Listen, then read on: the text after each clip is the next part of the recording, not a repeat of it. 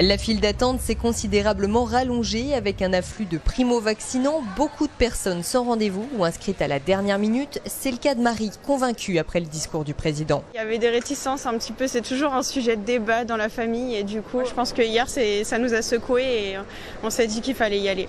La peur de ne pas s'en sortir et de me dire que si tout le monde s'y met, peut-être que ça fera changer les choses. Pour ces deux autres Niçois, la vaccination est davantage vue comme une obligation indispensable pour leur permettre de profiter des lieux publics. Sans ce pass sanitaire, on pouvait quand même aller manger dans les restaurants, le cinéma, enfin voilà, faire plein d'activités. Ça a forcé un peu les choses. Ça veut dire qu'il faut faire un test toutes les 48 heures si on n'est pas vacciné. Donc si en plus il veut rendre les tests payants après, il y a un moment, il faut se faire vacciner, quoi. S'il avait encore prévu en mai, en août on va faire ça, ça aurait pu aux gens de permettre de se préparer. Dans ce centre, la fréquentation était en baisse depuis un mois, mais les annonces du président ont eu un vrai effet sur les inscriptions. On a plus de 10 000 personnes inscrites entre hier et ce matin.